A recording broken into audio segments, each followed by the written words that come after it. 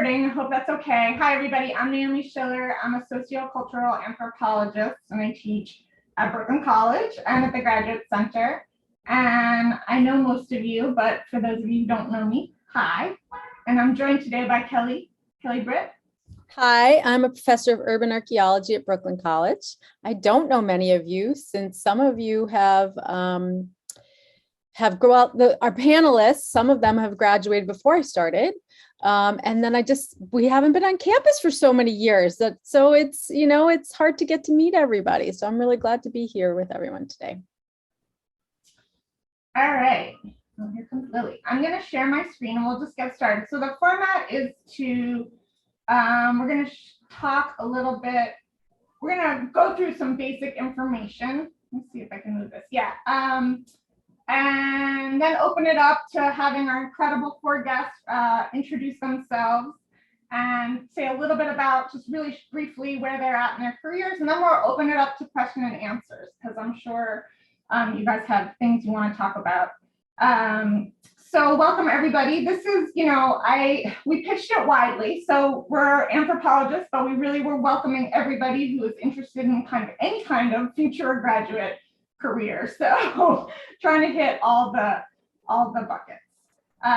Here's some recent pictures from, recent and not so recent from stuff we've been doing. So we have special guests today. Chloe Combs, who's a master's student at Brooklyn College. Chloe, were you 2020? I couldn't quite remember. Yeah, in the midst of all the chaos, yes. Okay, great. So she's in the midst of a master's program at Hunter in anthropology. Amir Hassan, who joins us, she did a master's in speech language pathology, and she was class of 2018. Andrew Kim, who was 2018, right? Andrew, did I get that right? Okay. Brooklyn College class of 2018. He's currently a PhD student at Northwestern. And Dr. Ashley Agba, I'm not sure. Pronounce your name for me, Ashley. I didn't want to butcher it. No worries. Agbasoga. Agbasoga. Yeah. Thank you guys so much, and Ramadan Mubarak for everybody celebrating. We're so happy everybody is here today.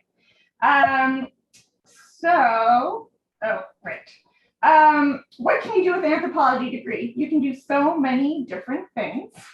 You can have an academic career, a corporate or business career, a government career, or many people work in nonprofit and community-based careers. And really it takes some poking around and talking to people to figure out how to follow these many different paths that anthropological training can lead to.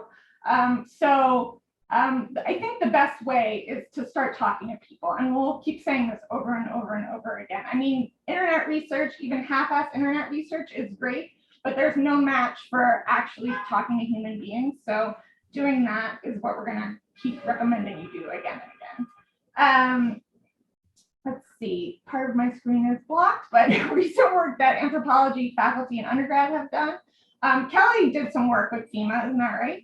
Yep, I did. Mm-hmm. The Federal Emergency Management. What does the A stand for?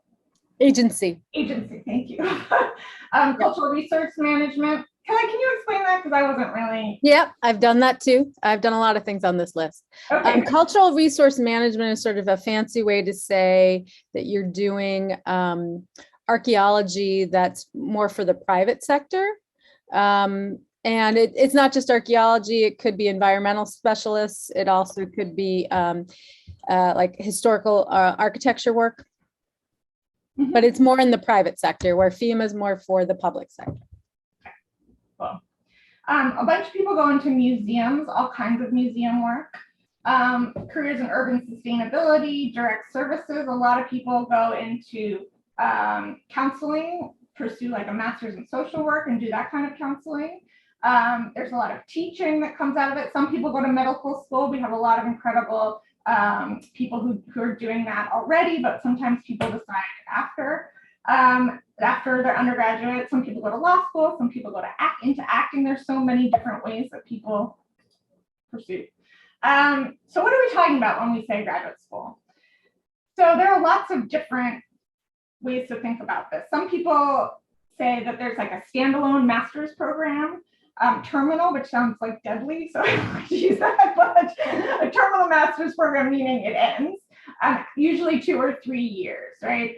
And then there are professional programs that are focused on specific careers like Master in Social Work, Public Health, Business, Medicine, Speech Pathology, which is what Amira is going to talk to us about today.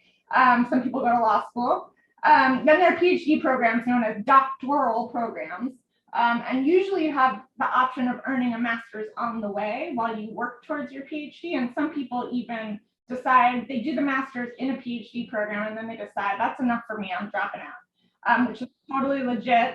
And it's a good way to actually get a master's program paid for, which is a good idea. So that's one thing to consider. What do people do in grad school? You want to take over, Kelly? I think. Yeah, I can do this. So what do you do in grad school? There's some master's programs, as it states here on the slide, have more of like a practical component or applied component, has a lot more research opportunities. Some, but not always, are designed specifically for working professionals. So for instance, there are some, since I'm coming from the archaeology field, there are some archaeology master's degrees that are really specific for working in cultural resource management. So you'll have a little bit more practical experience in that capacity. In PhD programs, usually in the United States, you have about 3 years of coursework, depending upon if you go in with a master's degree or if you're going in from an undergraduate degree and what their qualifications are. You have some sort of a qualifying exam with some either written and oral components. Sometimes they're together, sometimes they're separate. Depends once again on the program. There's always a field research component. This is usually 1 year. If you're an archaeologist, be prepared for probably 2, 3, and maybe even more years because we only work in the summer. And if you don't find anything, you got to go back. And then there's also the dissertation writing and defense, which I think some of the panelists today can actually talk a little bit more about. And there's usually a teaching component, but not always, where you can teach undergraduates as well as conduct research with other professors. And once again, like it says here on the slide, these totally vary depending upon the program and where you are. Mm-hmm. Go to the next one. How do you pay? Very good question here. So some PhD programs offer full funding, and this includes tuition, fees, healthcare, et cetera, as well as a stipend for living. And that stipend will dramatically change depending upon where you are. It's really hard to know the funding packages, so you might want to check that out beforehand, or if it's not posted on any website or flyer information, you may want to ask. I cannot stress the second bullet enough. You should never do an unfunded or loan funded PhD program. I know because I did, and I will be paying for it. As I say, I have a mortgage on my brain. And unfortunately, as you age, the mortgage on the brain does not appreciate in price. So the financial costs are really, really great. And I highly recommend you sort of go in with open eyes. Definitely. And another thing, get it in writing, because that's what I did not do. Most master's programs do charge tuition. And once again, those tuitions will change and range depending upon what institution you're in and what kind of program it is. Some of them might have scholarships, but most are really pay as you go. And it really depends on the program. And it's a case-by-case scenario. So I think that's a really good point. Salaries, another really good point. I like that we have all this wonderful information and statistics here, but as it states in here, the salaries seem to be, about $40,000 annually. If you have stipends that are from places like Princeton University or Brown University. However, if you go to places like University of Buffalo, New York, a more state school versus a private school, you have about a $10,000 salary or stipend. Stony Brook University in New York has a living wage campaign, and they have current stipends at $22,500.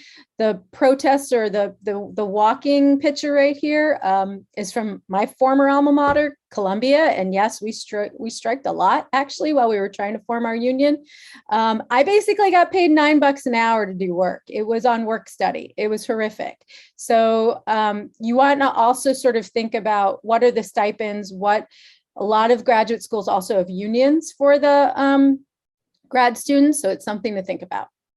I would just add one thing, like it's been a big battle about whether graduate students who are teaching and doing a huge amount of work and labor, whether the government is going to consider them workers or students, right? And so there's been a struggle to get recognized as workers and to see that the labor that graduate students are doing teaching, which is sometimes an enormous amount, needs to be seen as exactly that, as labor. So that's been a big battle. It's been a long battle. That's exactly what we were fighting in Columbia, and that was back in the early 2000s. So it's been like a 20-something year battle.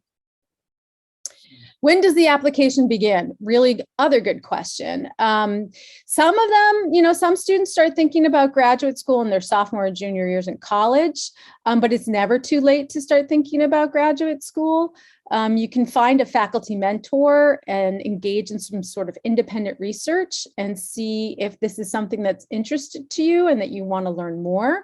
Highly recommend that. Some programs also have, especially master's programs, have more of like a rolling admission, meaning they don't have a application cutoff time. They're constantly taking graduate students. So that's something else to look at as to whether or not you need to make sure you apply in the fall or early spring for the former or the coming year, or whether or not you can apply at any time of the year.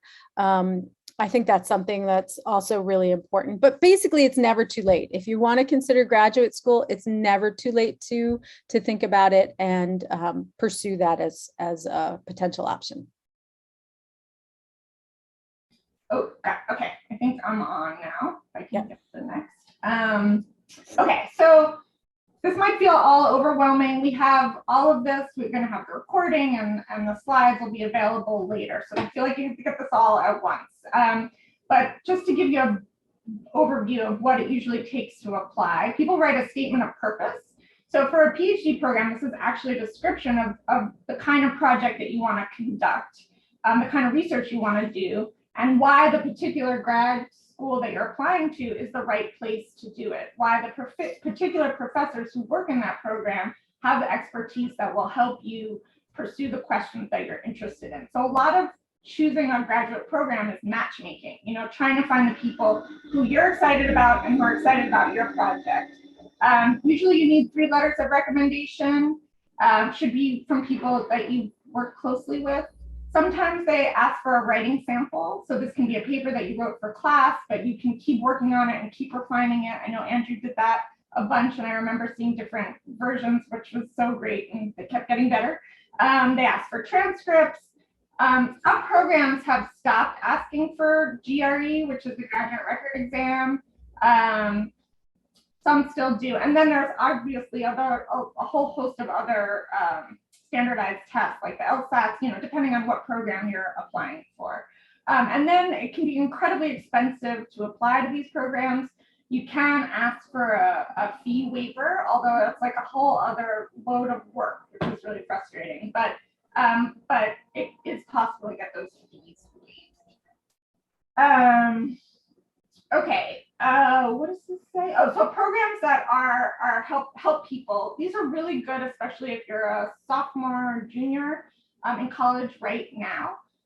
There are all these ways that they try to help people get in the pipeline to programs, right? The problem is that they expect people to know so early in their undergraduate career what they want to do, which so many students don't. So that's the frustrating part.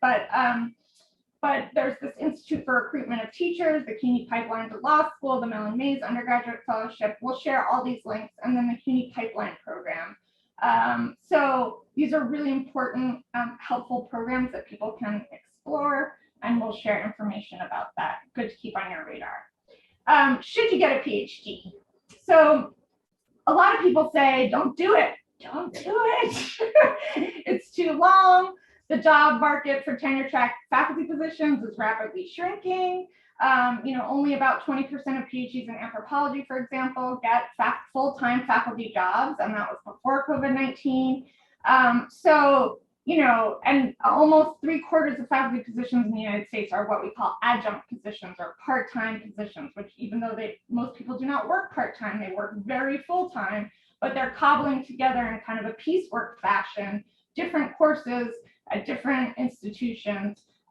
We are fighting at Cuny we're hoping to get $7,000 this time around at our next contract.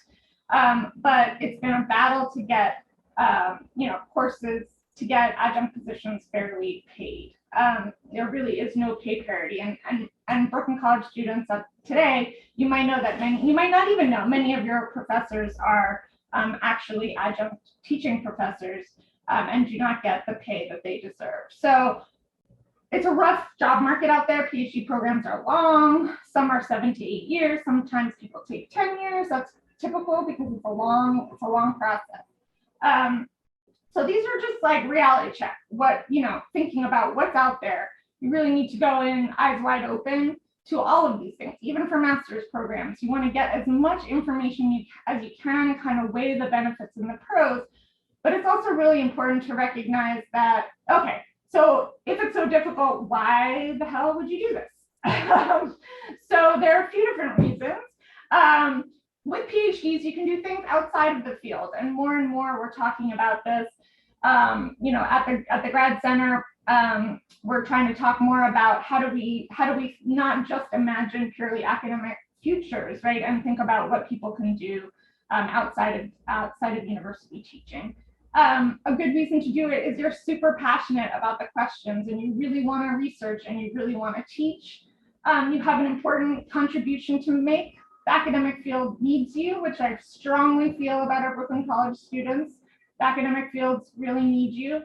And for BIPOC students, people face very specific terrain with different structural and social processes that shape the insertion into the job market and involve longstanding institutions of white supremacy.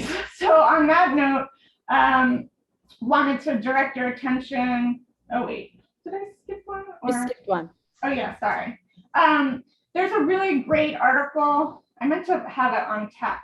Can you put it in the chat, Kelly? By Tressie McMillan Cotton, who writes about how this sort of blanket advice of not going to graduate school is really not considering longstanding impacts of racism, the reality for students of color in the fields and what they face.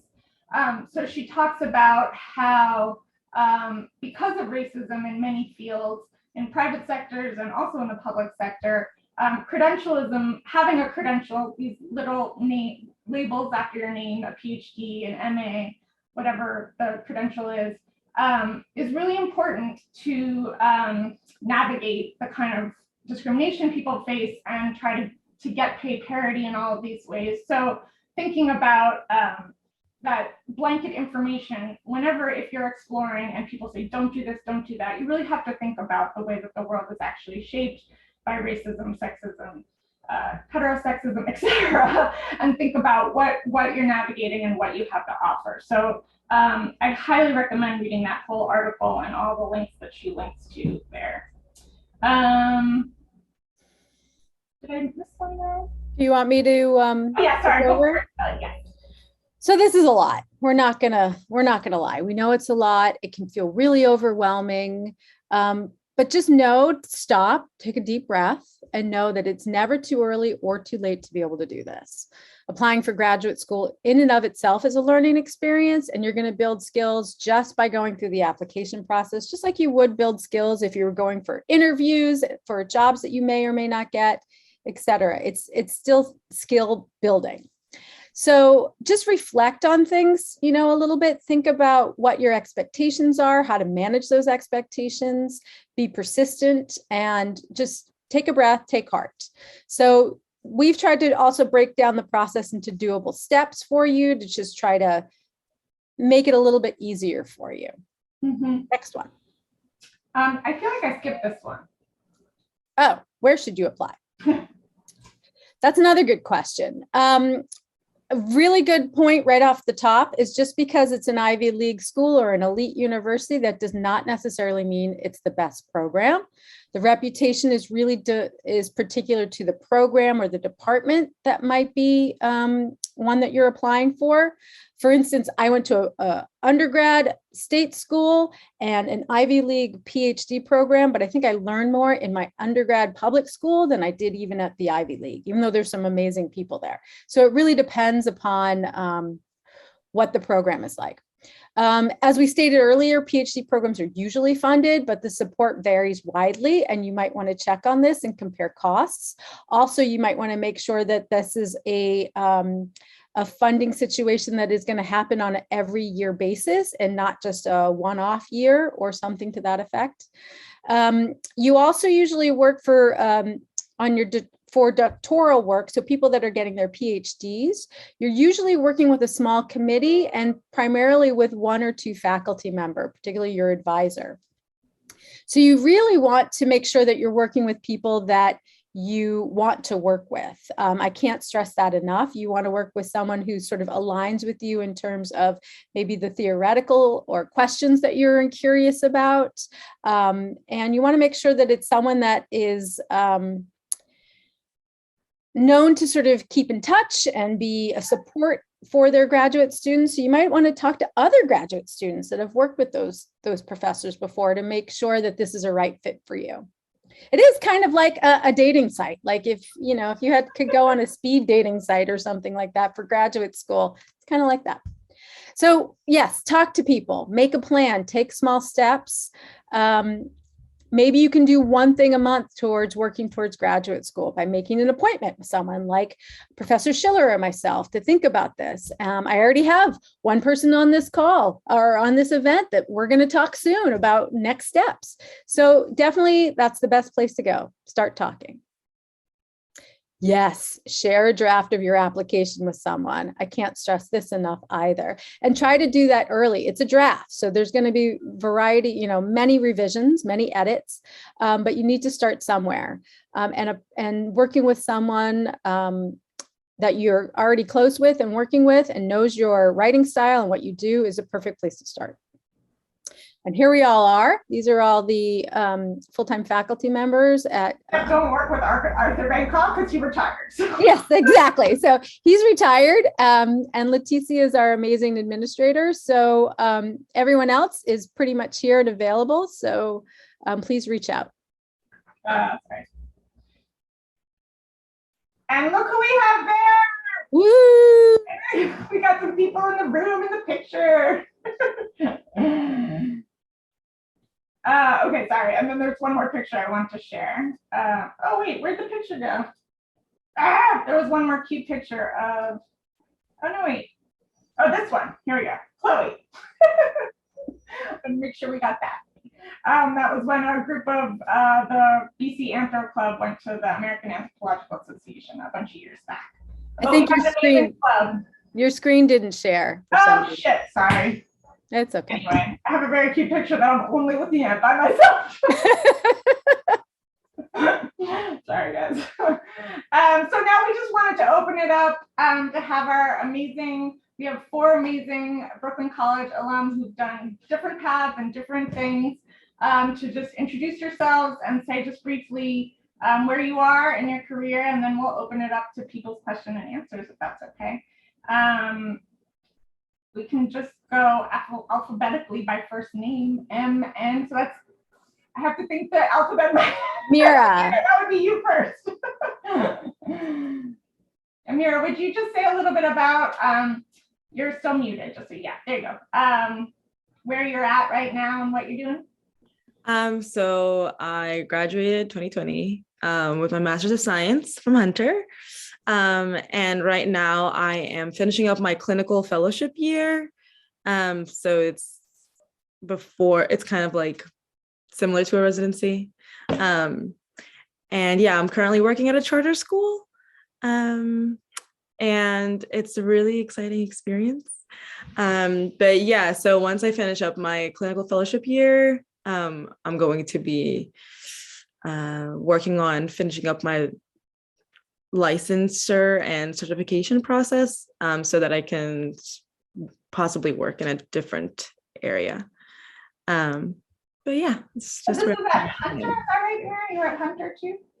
So I graduated from Hunter, yes, for my Master's of Science. And I think that's pretty typical that there's like coursework and master's programs, and then a year or two of clinical work, and then you also have to take exams to be licensed and get a certain number of hours, right, before you have your actual credentials. Is that right? Yes, they're very particular about like how much you do and exactly what you're doing. So COVID really threw things off for me, so it took me a little longer than I should have, but that's okay. It's a learning experience. So yeah, so a lot of it is just like, you know, going to meetings and all these workshops and doing a ton of paperwork, and just making sure I get all my hours in, but also making sure that I'm learning along the way and seeing what I could do to better myself as a clinician going forward. So that's where I'm at. Thank you. I think next is Yeah. Andrew. Hello, everybody. I'm Andrew. I'm in my second year of my PhD program at Northwestern. So I'm gearing up for my second year paper / like, that's like our version of an exam. And what else am I supposed to say? Like, I'm within coursework, and we just started our second quarter, our spring quarter. So I'm a little loopy right now. How many years usually is the coursework in your program, Andrew? Ash would know better, but I'm expecting 3. Yeah. Mm-hmm. And then you're supposed to like apply to funding to go to field work, or what is the general trajectory? Maybe Ash is helping to. Ash might know way more than I do, but I'm basically right now, I am funded for, I'm originally funded for 5, but then I am a GA for the Asian American Studies program. So I got my 6-year funding through that program. But in terms of— Andrew, sorry to interrupt. What's a GA? It's a graduate assistant. But in terms of like external funding, yeah, I think Ash would be a much better resource because I have no idea. I guess that's a smooth transition over to me. Hi, everyone. I'm Ashley Ngozi Agbasoga. I am just about finished, actually. I think I'll be turning my dissertation in tomorrow morning after 7 years of being at Northwestern University. So my degree will be in anthropology with this graduate certificate in Black Studies. I graduated from Brooklyn College. Technically, my degree says 2015, but I count myself as class of 2014. And I went straight from Brooklyn College to Northwestern, although my undergrad career was a little rocky initially. I was at Columbia and I transferred into Cuny, so I definitely echo. I've encountered the most brilliant minds I've encountered in the academy or at public schools. So I'm not an institutionalist by any means, but I do have a bit of an allegiance to Cuny. And in the fall, I'll be returning to New York to start an assistant professor gig at NYU, particularly in the Gallatin School of Individualized Study. So yeah, I can speak about that a little more. In terms of the question, in terms of funding, yikes, I need to dust my brain off a little bit. In terms of funding, so when I came into NU Anthro, they had us practice writing grants, even if we didn't qualify for them early on. And that got us kind of like in this particular like grant writing register. It's a genre of writing that is very hard to learn and to like, get down. So like I always tell folks, do not get like too down on yourself if you don't get a grant the first or second time, because it's all really formulaic and yeah. But our major grant writing season is usually in the third year, so that we can have money to go to the field, or to go to your research year.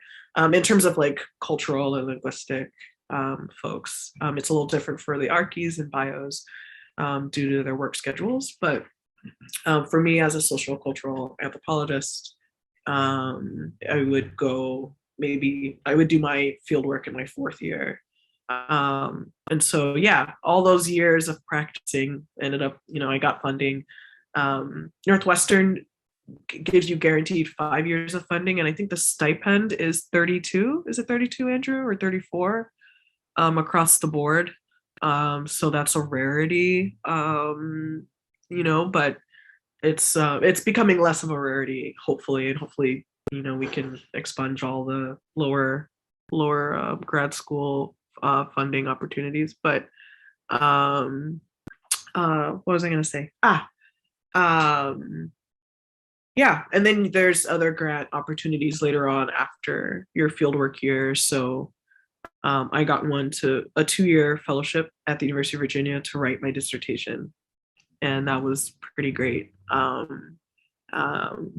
Yeah, and then of course the Cuny pipeline program. If any of you all have questions in particular, I did the Cuny pipeline program. I don't think I would have made it to grad school without the resources that they gave me, because I was extremely working class in New York City, didn't have the resources at all, financially, although I had intellectually the resources from all the great people at Brooklyn College.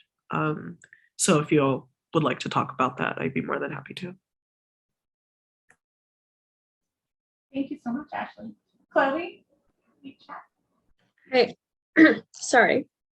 Hi, I'm Chloe. I graduated with my bachelor's of anthropology, but I concentrated in archaeology and minored in environmental science at Brooklyn College in 2020, right in the middle of the beginning of the pandemic.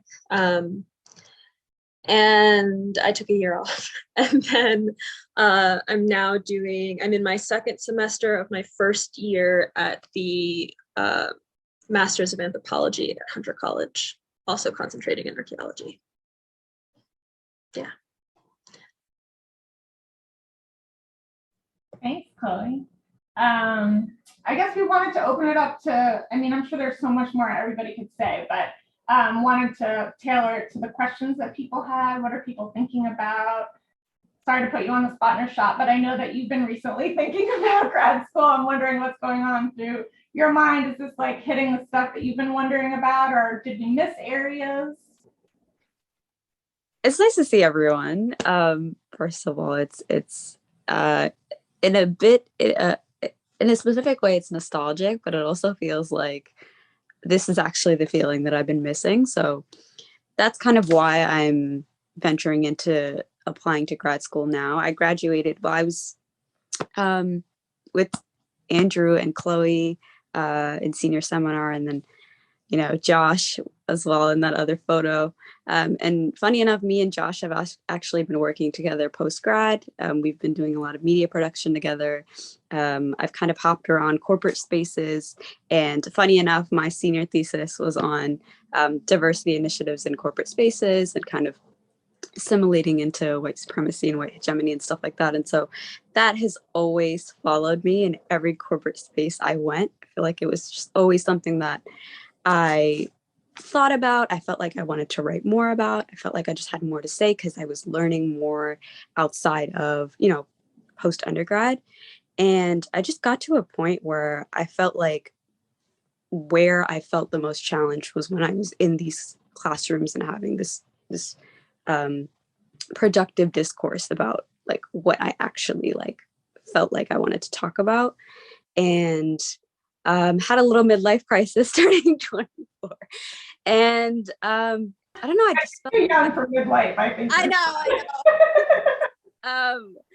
I don't know, I just felt like I wanted to challenge myself in a way that I feel like I wasn't challenging myself in corporate spaces, but I felt like I also could add so much more to every space that I was going into with that. And I thought now is a better time as ever. I think the risk right now is going to be, the risk is worth the reward at this point. I think later on, like I just know, planning out my life, even though it'll never happen the way you plan, that I just wanted to go back to school and be in those spaces where I was challenged, because just fundamentally, I feel like I wouldn't be happy knowing that I spent this time of my life just kind of complacent in these spaces.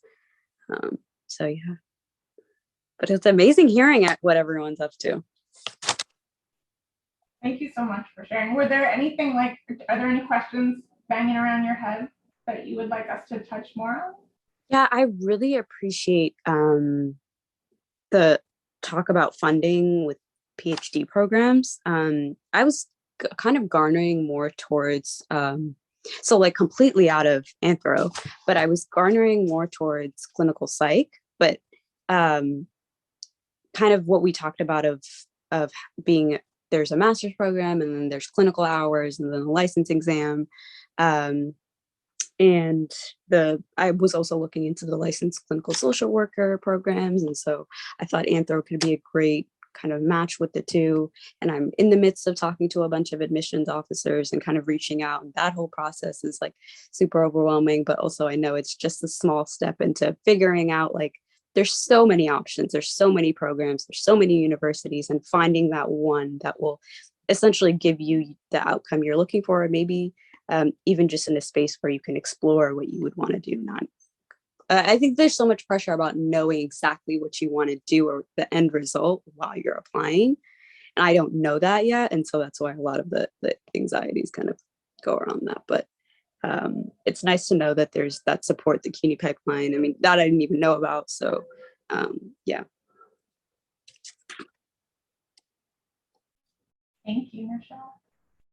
Anybody want to jump in with any thoughts, questions? Please feel free. Yeah, Crystal. I try to stay quiet because I get a little too riled up, and I ran out of water, so I apologize if my mouth speaks faster than I think, because I don't have a filter when that happens and things go a little crazy. So I wanted to thank you guys for talking about the whole credentialism aspect, because that's kind of where I'm at right now, even though I can kind of run the entire School of Sciences with my hands tied behind my back and blindfolded.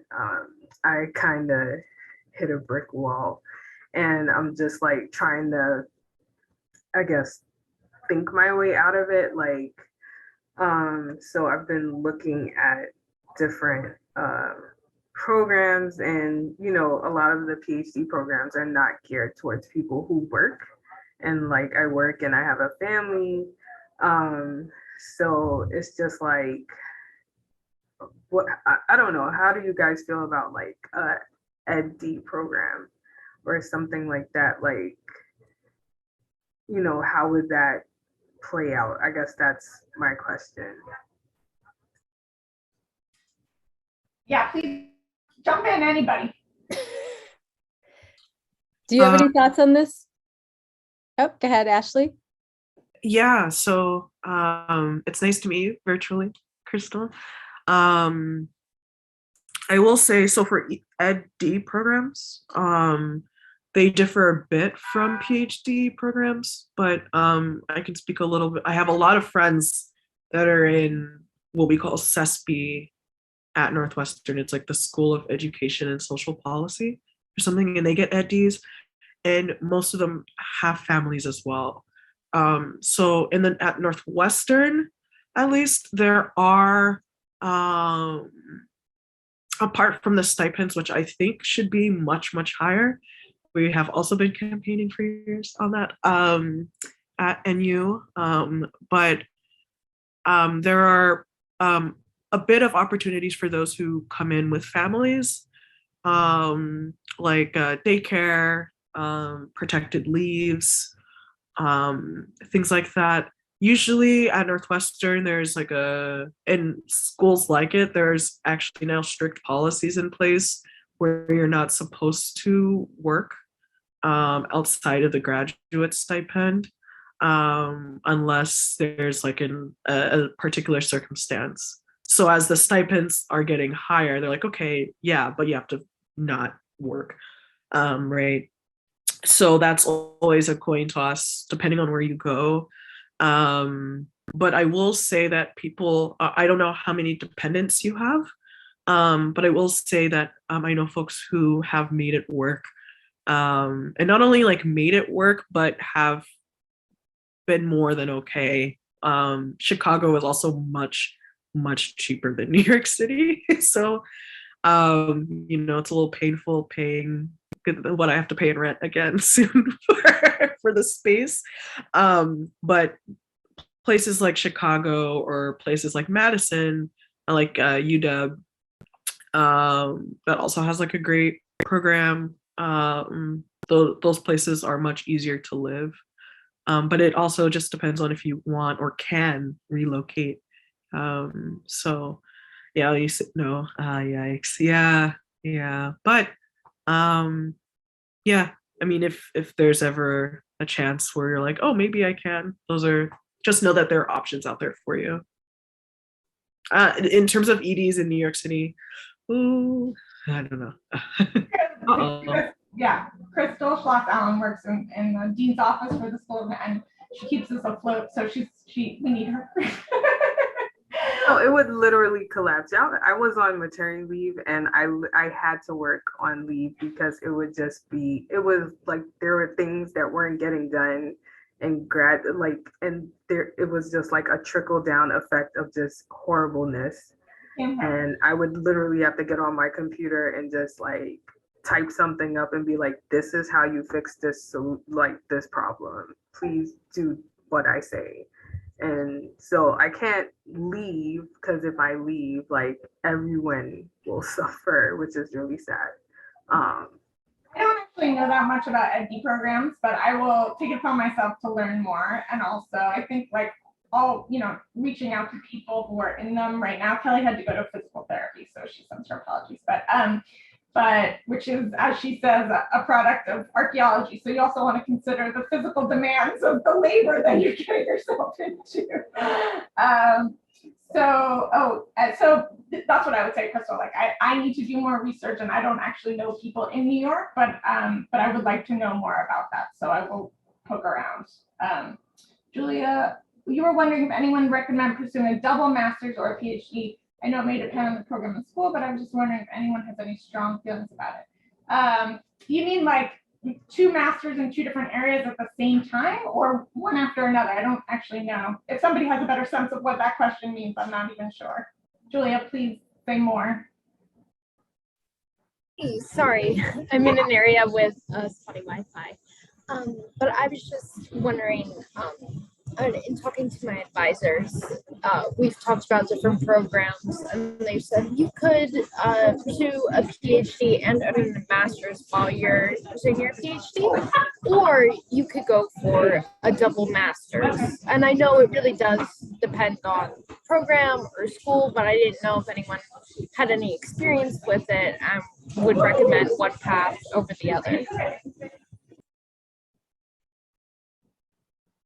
I don't have any experience with people pursuing double masters. I would say that, Crystal, do you want to speak to that?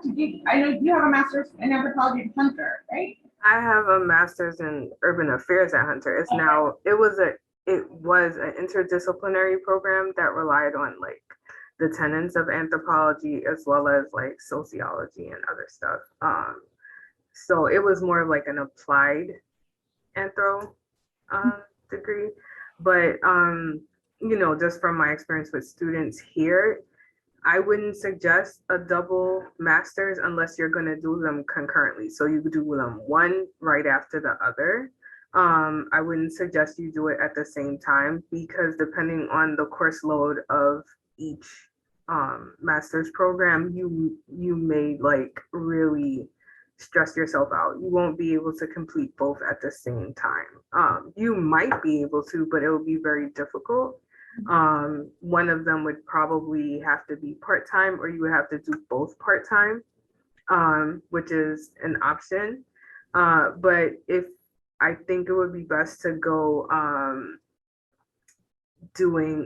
go and do a PhD program, because then if you ultimately decide not to finish, you can like stall out at a master's of philosophy.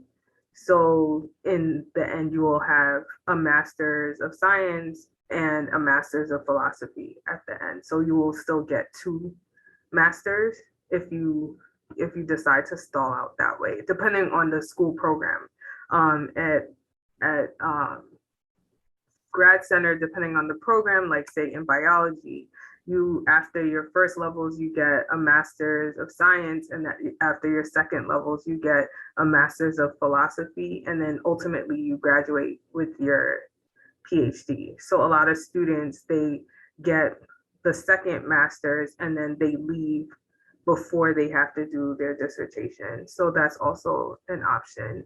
It just depends on how the program is structured. So you would have to talk to like the executive officer at the program you're thinking about to see how their program is structured. Because occasionally you will have like one where it's just a master's and then a PhD.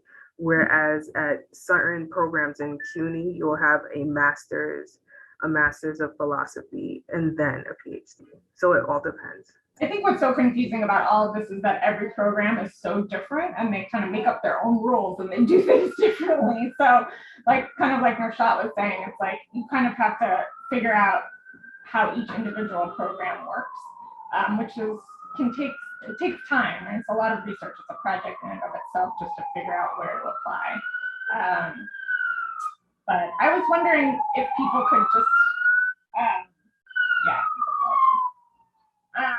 could talk. Sorry, there's loud noises. Could talk about like Amir and Chloe. How did you guys think about the master's programs that you were applying to, and like sort of what led you in that direction?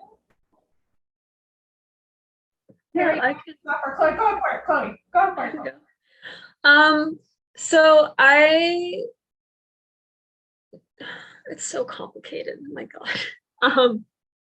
I have always teetered back and forth with the idea of doing a PhD. It is not something I take lightly. So that middle ground was getting a master's degree instead of just jumping right into a PhD program. My application process, I think, was very different from what the norm is. Like I remember when Andrew was applying, he had a whole spreadsheet. I did not do spreadsheets.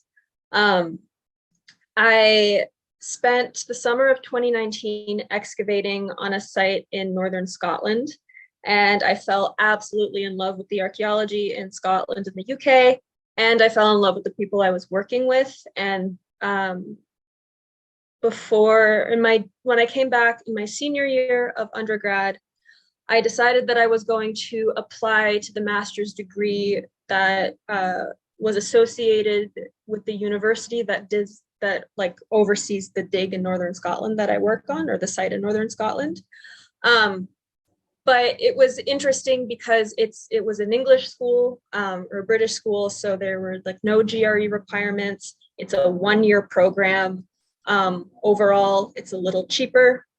It's a lot cheaper than doing a master's degree in the United States if you're doing it at a non-public or a private institution, for the most part. And I had been working alongside everybody who would be reading my application. So I knew exactly who would get the application once I sent it in. And the application it really felt like a formality. Like I sent it in and then got accepted 4 hours later without, Professor Schiller hadn't even submitted the letter of recommendation yet. So that's kind of how that worked. But then COVID hit, And I was already kind of struggling with the idea of like moving to England. And the school was the University of Bradford. So it's in a small city outside of Manchester in the northern part of England. My husband is actually from that place. So I would have lived with family, which would have been like really weird. I would have moved in with my in-laws, which is not something I really particularly wanted to do. And then COVID hit, so I tabled it. I deferred actually for a year, and then I took a year off, and then decided that I was never going to do anthropology or archaeology ever again, and I became a Pilates teacher. But ultimately, like Nushat was saying, I really missed school and academia and talking with people and, sharing spaces with like minds. And I wanted to get back into it, but was not prepared to like move to England. So I just applied to Hunter's program. It's like the Hunter's program is like the American equivalent of the program at the University of Bradford, because Cuny, and at least they used to before COVID, Cuny and the University of Bradford kind of shared Swanndro as a site. So I'm pretty much doing what I would have been doing in this part of the world, but in a 2-year timeline instead of a 1-year timeline, with Professor McGovern instead of Dr. Julie Bond and Dr. Steve Dockrell. So, yeah. Thank you so much, Chloe. That was really helpful. I think there might be some questions for you in the chat. But Amir, would you just tell us like how you chose to pursue a master's in speech pathology? And Yeah, so when an undergrad, I double majored in anthropology and speech pathology because that was something that I knew I was interested in, and I wanted to have that under my belt in case I wanted to pursue it in the future. So when it came to the application process, and it was actually during when I was in the Cuny pipeline and I was looking into these programs, that I realized it's not as straightforward as I thought it would be, specifically for speech pathology, because it's a little weird, because there's not a lot of programs, PhD programs that accept admissions of people who don't have their master's in speech pathology. So you need to have your master's first, and then you apply to PhD. I think there's like maybe 2 programs in New York City that you don't need to have your master's. But I was like, okay, but if I do get my PhD, I can't be a clinician, because even if you have your PhD, you can't work as a clinician and be a speech therapist. So I would do all that and can't be a clinician unless I go and get my master's. And what I was really interested at that time to like really like meld anthropology and speech pathology together. Like even my thesis at that time was using like anthropology to critique speech telepractice, which was really interesting because I saw what I wrote about when COVID hit. So I was like, I kind of just had to figure out what is my end goal. What did I want to do like immediately after? And I really wanted to be a clinician, and really use what I've learned to really impact people on a one-to-one basis. So I decided, I did apply to like the 1 or 2 PhD programs. I didn't need a master's. But at the end of the day, I was like, I think I want to go down the route of being a clinician. And Hunter's speech therapy program is very research-based. To graduate with my master's, I needed to do a research project instead of taking a cumulative exam, which a lot of programs tend to do. So it was really nice. Like I still was able to get that research in that I tend to crave. And so, yeah, I kind of just like had to figure out like, what was my end goal? What did I want to do within like the next 2, 3, 4 years? So yeah, that's why I ended up just choosing to go down the master's route instead. Thank you so much, Amir. We're just gonna spend like 7 more minutes. We'll try to finish at 1:35 to let everybody go. But I was wondering if Andrew and Ashley could just talk a little bit more about like how they chose the PhD route, and maybe like one thing you wish you had known that you know now about the process. Feel free to jump in. Go first, Andrew. And if nothing comes to mind, forget the question. Just, how did you choose the PhD programs?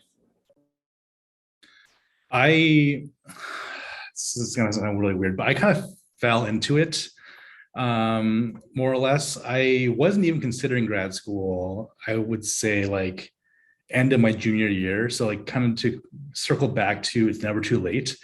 I probably wasn't even considering grad school until like really right before I graduated. But Professor Kavanaugh was like always just like poking me. She's like, oh, maybe consider grad school. Maybe. I'm like, I just want to go work and I just want to like be done with college. But I don't know. I found the back half of my senior year to be really interesting. And I was like, I'm not done yet. I'm not done with like reading and writing and like being in these spaces. So that's when I started like really considering applying. And so I just like looked around for linguistic anthropology programs, which there are not very many of. And I looked for professors who were in my area of study, which also there are not many of.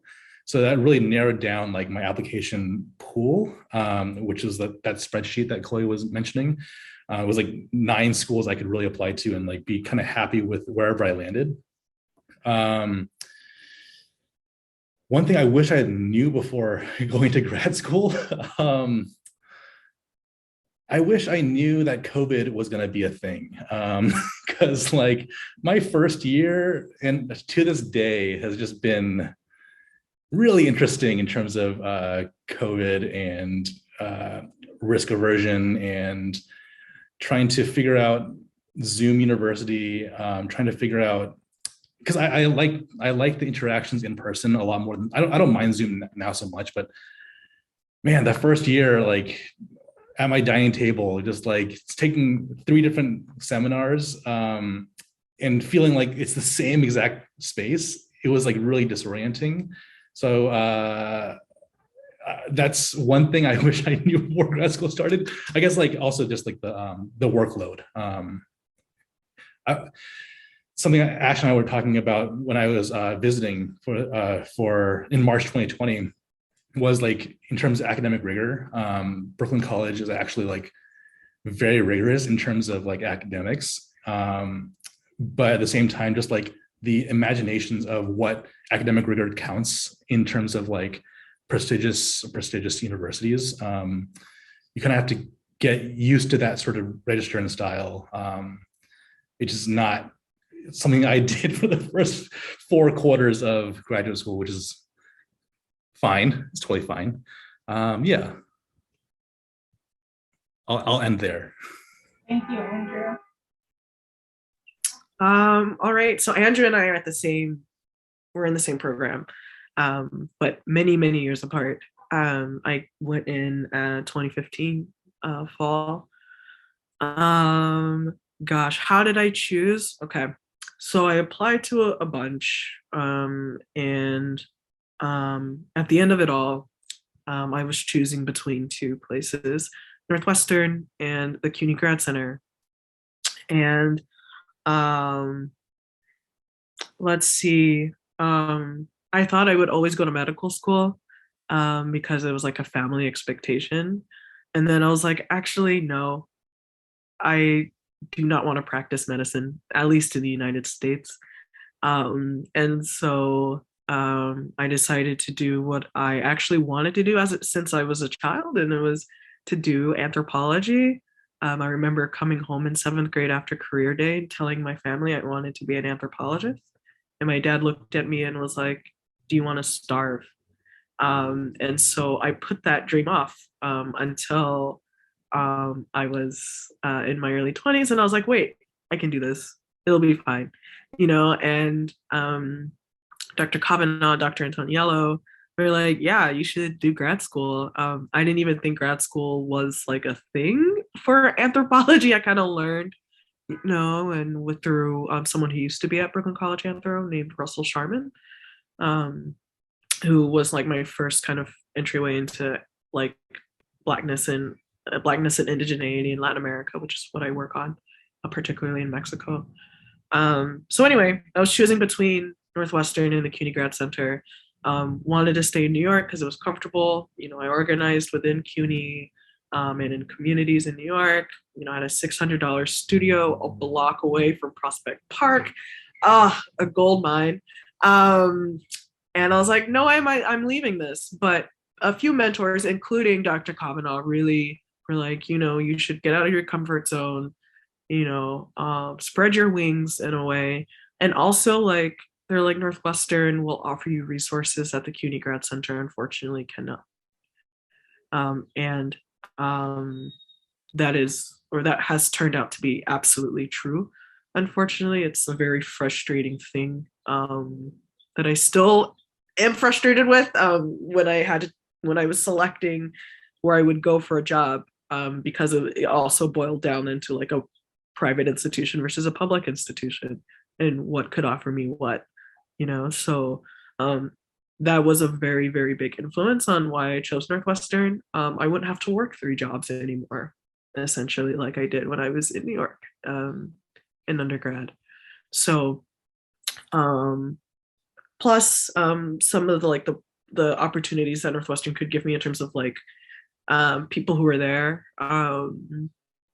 professors in particular, like centers that I could work with, were really beneficial, and I ended up choosing to go to Northwestern, which I think was a really, really good decision in the long run. But I miss Cuny very, very much. I was really hoping that a job would open up, actually. So I'll be on the lookout. Maybe get that off record. But yeah, I'm happy to be at least returning. And over at NYU, so not too far away. Something that I wish I learned or knew before going into grad school. Honestly, I'll be frank and I'll say that a lot of shit that you think matters doesn't matter. You'll freak out over that like first year paper or how like you feel so dumb in coursework and da da da da da. None of that matters in the long run. I was like, I remember I got a B once, which B in grad school is quite bad. Nobody gets like C's or D's or F's, and I got a B in a class. And I was like, oh, it's the end of me. I'm gonna go away. Blah, blah, blah. No, I have a job. Like I wasn't the best student in coursework. Like I tried my best. And like sometimes my best, kind of reflect. People thought that it wasn't enough. Right. But I ended up getting funding and I ended up getting a freaking job. So, and of course that's not to say that, people who do try, there are brilliant minds that like friends and colleagues that I know that aren't unable to get jobs. Right. I think it's a mix of a lot of things in the bag when it comes to the job market. But yeah, looking back, I think I stressed myself out so much over things that in the long run did not matter. And I wish I was more present for things, particularly in my coursework years. So luckily I didn't have to do Zoom University. My research year in Mexico, I wrapped it up just a couple of weeks or maybe a handful of weeks right before the pandemic hit. So that was good timing on my end. But yeah, just know that like concentrate on the things that do matter and that you value in your own lives, and grad school will be a little easier. Thank you so much, Ashley, for those very wise words. I think we can all take that in. I'm so appreciative of all of our incredible guests today, and just want to say to the people out there thinking about grad school, the department is really behind you, and you shouldn't hesitate at any point, whether you graduated 5 years ago or you haven't, you're not even sure, you're in your sophomore year, it really doesn't matter. We really are here for you, and just want to help you navigate this stuff. So please feel free to reach out, and we're so proud of all of you. And thank you so much for joining us today. It was really lovely to see you. Really appreciate it. I'm going to post this, I think, if it's okay with everybody. We have a link tree now for our department, so we can make this available if that's okay. Thank you, everybody. Take care. Really appreciate all your time. So nice to see y'all. Take good care. Bye. Yeah, it's nice to see everybody. Nice to see y'all. Take care. Bye.